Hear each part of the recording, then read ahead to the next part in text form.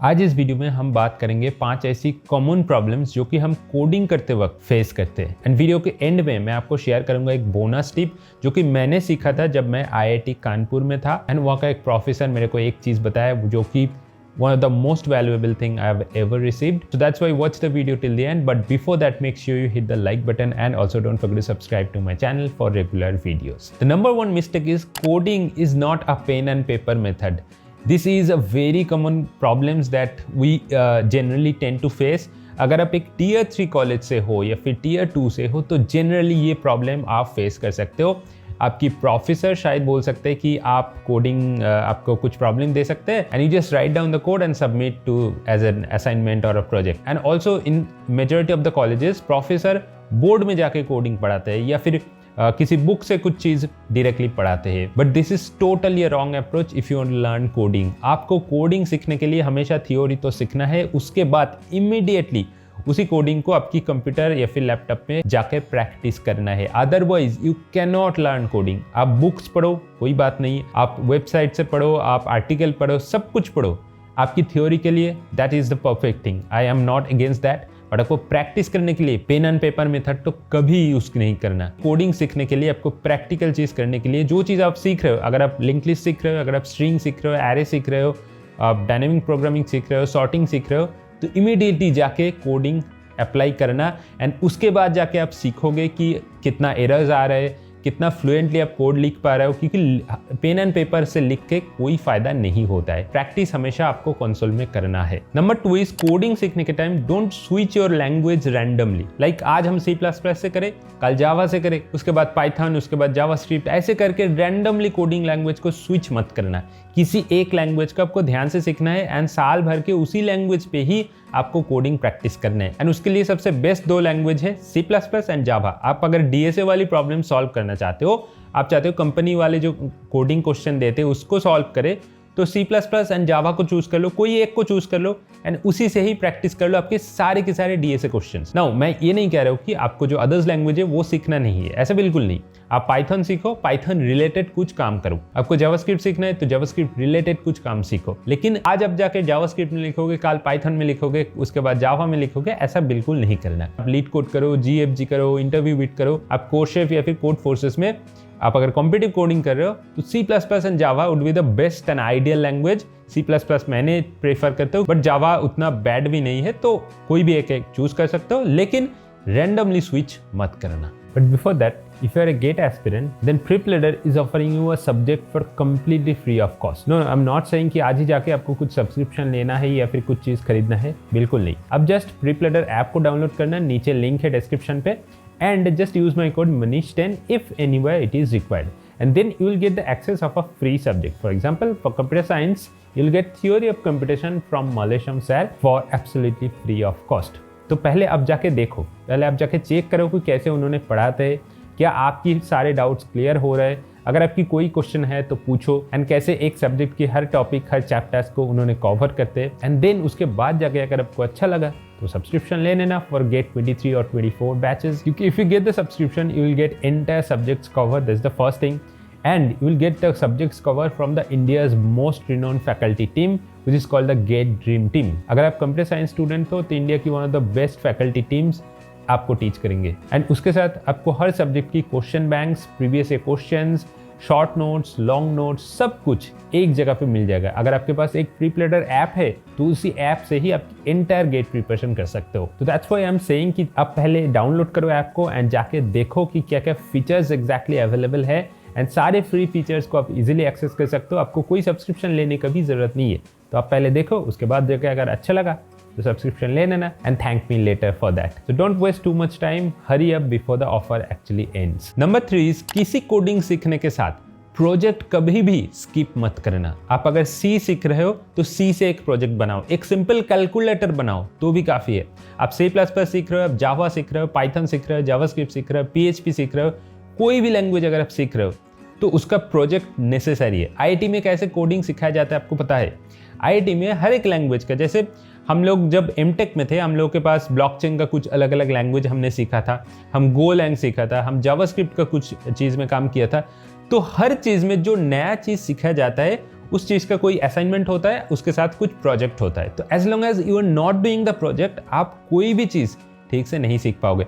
As I already mention in the first point कि आपको practical चीज करना है, कंसोल पे जाके आपको कोड लिखना है। And in the same way आप अगर कोई कोडिंग लैंग्वेज सीख रहे हो तो project is the most practical thing जो आपको सिखाएगा कि क्या क्या डिफिकल्टीज आ सकते हैं। जैसे मैंने PHP जब सीखा था, मैंने PHP से एक एंटायर प्रोजेक्ट बना लिया। मैंने एक कार ऑटोमेशन साइट जैसे ओला उबर जैसे कार ऑटोमेशन वेबसाइट मैंने बना लिया, जिससे आप कार बुक कर सकते हो, कार को कैंसिल कर सकते हो, सब कुछ मैंने PHP से बना लिया। PHP से बैकएंड मैंने पूरा डिजाइन कर लिया। तो जैसे हम IIT में सॉलिडिटी लैंग्वेज सीखे थे ब्लॉकचेन का, तो उससे एक एंटायर प्रोजेक्ट बना लिया था, एक एंटायर डैप्स बना लिया था इथेरियम प्लेटफॉर्म में। क्योंकि देखो आप जब लैंग्वेज सीखते हो ना, लैंग्वेज का very small percentage, let's say 20 to 30% आप सीखते हो, बाकी चीज़ आपको सिखाया नहीं जाता क्योंकि these are the basic things.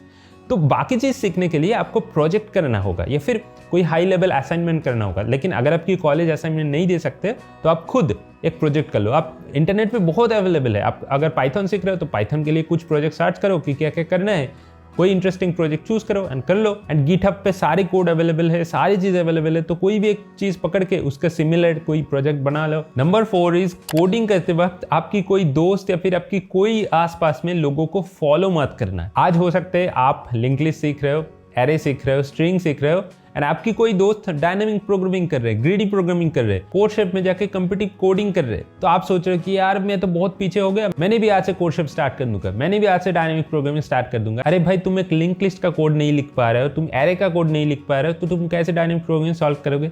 तुम DSA वाली प्रॉब्लम सॉल्व नहीं कर पा रहे हो, तो कैसे तुम कोड शेप या कोड फोर्स से सॉल्व करोगे? डजंट मैटर कि कोई लोग कितना कोडिंग कर रहे हैं, कोई लोग कहाँ पहुंच रहे हैं, डजंट मैटर इन लाइफ। जो मैटर करते कि आप कितना स्किल एक्वायर कर रहे हो। एंड कोडिंग सीखने के मामले में आपको किसी से आगे नहीं जाना है या फिर पीछे नहीं रहना है। आप आपके साथ compete करके आज जो पोजीशन में है उससे आपको आगे जाना है, कल उससे भी आगे जाना है, परसों। ऐसे करके आपको आगे बढ़ना है, आपसे compete करके। कोई दूसरों के साथ compete करके कोई फायदा नहीं होगा।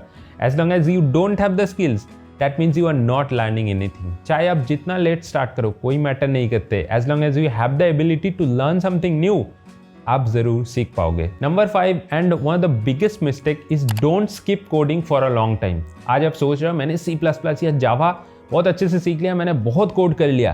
कल से हमने सोचा कि यार चलो ठीक है, 1 हफ्ता गैप ले लेते, 2 हफ्ता गैप ले लेते, और भी एग्जाम है, ये सब कुछ है। लेकिन उसके बाद जाके क्या होगा पता है? आप जब कोड करते बैठोगे, अब से बहुत कुछ चीज़ नहीं हो पाएगा, बहुत कुछ चीज़ अब भूल जाओगे। Again you have to revise those thing, again you have to go back to your studies. ये क्या थे, इसका मतलब क्या है, ये एरर क्यों आ रहा है, मैंने क्यों नहीं देखा था। Coding is a never ending process, ठीक है। Coding is just like mathematics. आपको मैथमेटिक्स अगर आप प्रैक्टिस करना छोड़ दोगे तो आप ऑटोमेटिकली भूल जाओगे। तो coding is the same thing. हर दिन एटलीस्ट आधा से 1 घंटा बैठो कोडिंग लेके। जो चीज़ आपने सीख रहे हो, आपको कोई नया चीज़ भी सीखने की जरूरत नहीं है। आज अगर आपको मन कर रहा है कि आपको कुछ नया चीज़ सीखने का मन नहीं है, कोई बात नहीं, आप जो पुराना चीज़ है उसको एक बार कुछ कोड करके देखो। क्योंकि ये मिस्टेक्स मैंने खुद देखा था। मैंने गेट एग्जाम के प्रिपरेशन के टाइम कुछ ऐसा टाइम था जहाँ पे मैंने कोडिंग को स्किप कर दिया था, because there was a lot of pressure for the GATE exam. उसके बाद जाके मैंने देख रहा था कोडिंग का ये चीज़ मैंने भूल गया, C++ के ये सिंटैक्स मैंने भूल गया, ये लाइब्रेरी कैसे यूज़ करते वो भूल गया, STL का ये पार्ट मैंने भूल गया। तो ऐसे होता है, ठीक है। अगर आप प्रैक्टिस में रहोगे तो सारी चीज on top of your brain में रहेगा। So that is a great advantage. Now talking about the bonus that I received during IIT Kanpur. तो I was basically a teaching assistant in one of the basic programming course, जो कि first year BTech को किया जाता है। And master student को उसी course में टीचिंग असिस्टेंट हिसाब के काम करना होता है। तो उसी कोर्स में आई वॉज जस्ट लुकिंग कि कुछ ऐसे क्वेश्चन देता है ना, क्योंकि प्रोफेसर हर एक टॉपिक पढ़ाते हैं कि आज मैंने स्टैक पढ़ा लिया, आज मैंने क्यू पढ़ा लिया, तो उसका करस्पॉन्डिंग एक प्रैक्टिकल सेशन भी होता है। उन पर जाकर आपको कोड करना होता है। 3 घंटा टाइम होता है, 2-3-4 क्वेश्चन देता है and you have to just code it down.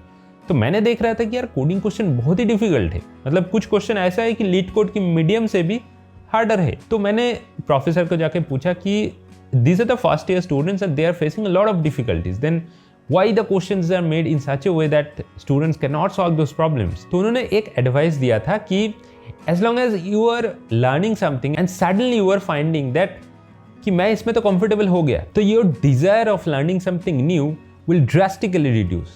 आज अगर मैंने देखा कि मैंने C++ सीख लिया, मैंने डेटा स्ट्रक्चर सीख लिया, एल्गोरिथम सीख लिया एंड कुछ कोड करके मैंने कंफर्टेबल हो गया, द चांस इज दैट कल से मैंने कोड छोड़ दूंगा। ये मैं नहीं कर रहा हूँ, मेरा ब्रेन मेरे को इंस्ट्रक्ट करे कि तू इसमें कंफर्टेबल हो गया तो और आगे क्यों जाना है, तो जस्ट लीव इट। तो इससे क्या होगा कि और आगे वाले जो सेक्शन है और आगे वाले जो डिफिकल्ट प्रॉब्लम्स है वो आप नहीं कर पाओगे।